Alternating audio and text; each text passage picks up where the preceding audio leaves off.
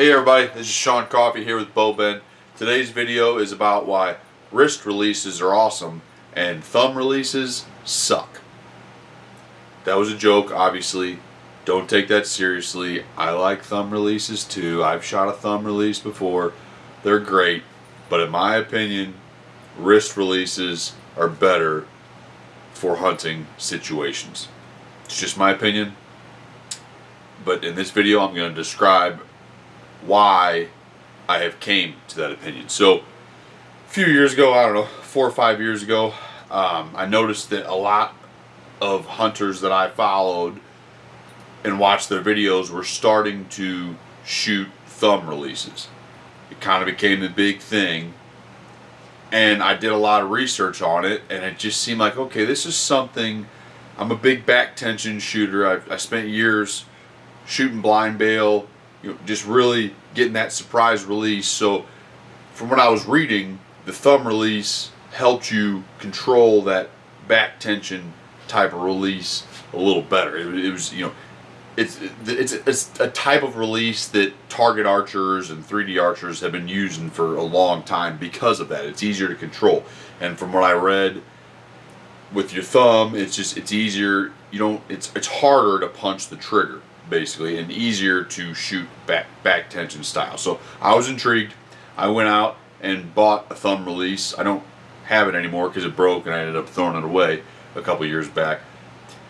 But so I went out and bought it and I shot it for an entire summer, and I actually got used to it and I actually liked it. So I took it out hunting that year, and at the time I was hunting in an urban group where we went into subdivisions in St. Louis County and helped them with deer population. So I was shooting a lot of deer, so it was a perfect place to test out a release like that and see if I liked it or not, and to see if I was effective with it when I actually had to shoot a deer.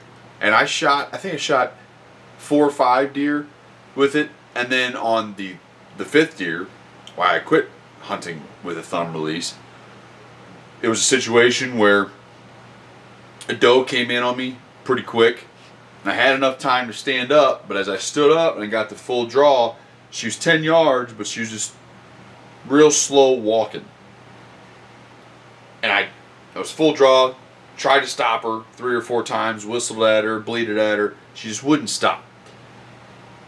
So it was a real slow walk, and I don't normally take a shot when a deer is moving, but I just kind of started trying to squeeze that trigger, but I needed to punch the trigger a little faster because she's moving, and I had to kind of time it right, and I shot way too early or way too late, whichever one, I don't know, and hit the deer in the shoulder, and I never did end up finding that deer. So that was kind of why I stopped hunting with a thumb release, because I didn't feel like I could control the trigger like I can with a wrist release, a trigger release like I have here, where you use your trigger finger to control it instead of your thumb. I mean, it's probably because I wasn't quite used to it yet, even though I had been shooting all summer. But I like, in a lot of deer hunting situations, obviously I'm a big back tension surprise release guy, but there are situations in the deer woods like that where you have to kind of time your shot because the deer's moving. You kind of got to lead them a little bit, and sometimes you got to punch the trigger. Not punch it, but you got to kind of time the shot and go, okay, it needs to go off now. For me, I could not do that with a thumb release. So that was one of the main reasons I quit hunting with it, but it was also a plethora of reasons. Also, at least the thumb release that I had, and most of them that I was looking into, it was a metal body where like I said, I don't have a thumb release anymore, so it's hard for me to describe. I mean, I'm gonna have to describe it. I don't have one to show you, but it's a metal body, so where you're holding it like this in your fist, it's all metal. Well, when it's 15 degrees outside, that metal's cold, and I personally don't hunt with a glove on my trigger hand, my right hand. I'm right-handed. So I don't have a glove, so it's already cold, and then I'm holding on to a piece of metal that is also clipped on to, because with the thumb release, it's always clipped onto your D-loop, so it's sitting on my bow hanger, hung to my bow, with the wind and everything else hitting it, if it's raining or snowing, that's sticking to it. The ice is sticking to it. And then you grab that to go shoot, and it's 15 degrees outside, and that thing is just, you feel like you're getting frostbite. That was another thing that I didn't like about it. Also, like I said, as much as I shot it, it just wasn't natural for me to, you come back to full draw, and then you're twisting your hand like this, and you're holding it. This didn't feel natural to me. Like this with a wrist release, this is natural. I'm right here. It's probably because I've been shooting a wrist release since I've been shooting bows. So for 1 year, I decided to switch over. So I probably, to be honest with you, didn't give it enough time to get used to it. But I didn't like that. And especially like I said, in the deer stand, I didn't feel like I had control over the trigger. I could do a good surprise release, but it took a while. And sometimes, like I said, you got to speed up that shot process a little bit. And I can do that with a wrist release.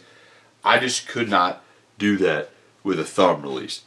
Also, another thing about thumb releases, and I've been looking lately, and there are a lot of cheaper ones now in a reasonable price range. But back when I bought mine, they were just a little more expensive than your standard wrist release. There's a lot more options on the cheaper side, I found, when it comes to wrist releases. So that was another thing that kind of deterred me a little bit. And like I said, I think a lot of it was, the more I talk about it, I was just used to the the wrist release. But and another thing I like too is with the wrist release is it's attached to your hand.